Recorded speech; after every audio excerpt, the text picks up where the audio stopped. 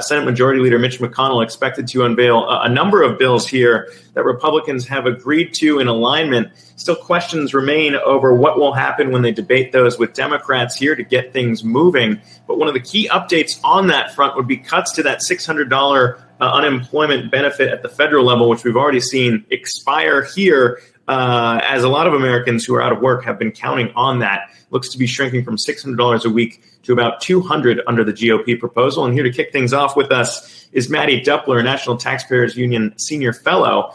And Mattie, this is basically the one that a lot of people have been watching for just because of the sheer impact of what might happen when you take $600 in benefits a week and shrink it down to just $200. We got the update from EPI in a new report saying that that could shed about 3.4 million jobs from the American economy. It could also shave about 2.5% off GDP growth through next year. We'll be chatting that in the next hour of the ticker. But first, want to get your thoughts on what you think about whether or not that's even something Democrats might agree to here.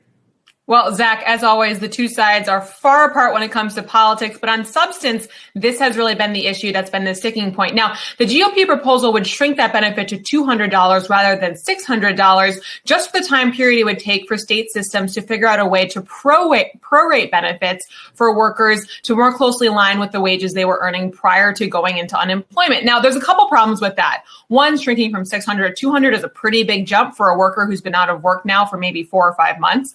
But secondly, the reason that the CARES Act included a $600 a week, benefit for workers above what they were getting at the state level is because state systems do not have the ability to make that calculation. Each state system is different. It's a morass of very difficult calculations and how they arrive at benefit calculations. And they're also running on very antiquated technology. So over the last couple of months, as these systems have had tens of millions of new enrollees come on them, it's not clear at all that they've been able to make any kind of advancements that would allow them to make that new calculation. So I do think when it comes to what Republicans are putting down here, it's a marker. It's not going to be the end product because Congress can do a lot right now to give certainty to workers and businesses. What they can't do is harangue state systems into completely overhauling their UI programs so that they could deliver some kind of prorated benefit rather than that flat amount that was in the CARES Act. Yeah, it's going to be trying to figure out what that eventually comes to. It sounds like Republicans are looking to get back to 70% of wages, as you noted, in terms of what happens after that interim and really giving states the amount of time here. But it does kind of signal a large gap. Of course, Democrats wanted that $600 payment to continue through the end of the year that was passed in the CARES Act. And in the HEROES Act, I mean, that's a $3 trillion bill versus, the $1 million or $1 trillion mark that Republicans are kind of trying to stay to. It's unclear where they'll meet in the middle. But I mean, when we think about the size of this bill and what needs to come through, is we're seeing case counts turn the opposite direction. Still a lot of concerns that this pandemic will get worse in the coming months. What's your take on where the middle ground might be in terms of the overall size package here, as at least they did agree to, it sounds like, another round of that $1,200 stimulus check max?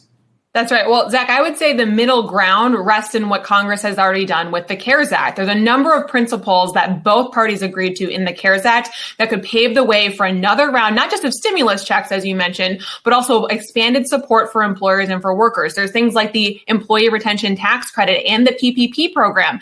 Having better harmony between those two programs to allow employers to keep their employees on payroll, because of course now it's end of July. We all thought we'd be in a better situation now than we are. That means that we need the support that was included in the CARES Act to extend further as well. And that's why that discussion about UI is so important as well. There has not been bipartisan consensus that extending them till the end of the year is actually the most helpful thing we can do. There has been a lot of concern from economists across the aisle about how long you extend benefits like that, because at some point it does start to create a friction for workers to get them back on the front lines. Now, we've seen right now, most of that is dictated by what's happening with the infection rate. The problem we have with getting employees back on the front lines and working in their jobs right now is demand, not so much that they're getting unemployment benefits above what they would have been paid. So I would say the UI is going to be the main sticking point. Getting those stimulus checks out the door will probably be the easiest sticking point. And then getting those tax changes and those harmonizations between the PPP and the ERTC program that were in the CARES program, that might be that middle ground where we could see a lot of progress. And I would really like,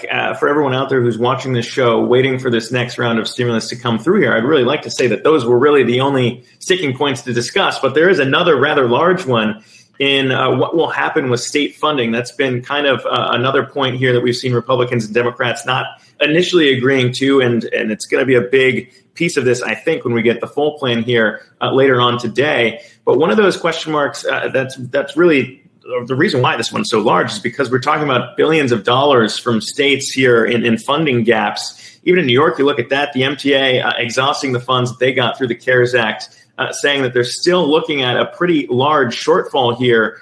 So, I mean, when we think about what Republicans and Democrats might want to do on the state funding front, we've had a number of guests on the show say that it's going to be disastrous in terms of kind of creating some of the same problems we saw in the Great Recession, where state funding was getting cut at the same time the federal government was trying to spur a recovery here. So what's your take on that and how that might be another point that needs to be agreed to before we get some sort of bill come through here? Yeah, I think there is an appetite to do something on state funding. The question, of course, is what? Now, the HEROES Act, which is the House Democrat bill that was passed several months ago, lays out hundreds of billions of dollars in new funding for states. It's not clear that the situation will be that dire for states. One, because of their unemployment systems being able to absorb at first this huge onslaught of workers, but then seeing those workers eventually come off of those payrolls. That's going to create a lot more breathing room compared to something like the Great Recession, where we had extended unemployment and workers not getting back to work for years and years. The hope here is that we have a very acute contraction in the economic landscape that gets better with each month as we work through 2020 and into 2021. Now, it won't be back to where we were prior to February, but we will certainly see a glide path that will hopefully improve the employment landscape enough where you'll see those revenues improve at the state level, and you also won't see as much pressure on their state programs. Certainly, there is a role for the federal government to play here, but I think Congress needs to be cautious about just the extent of how much money they can give states before really knowing the full scope of the budget problem that those states are going to face.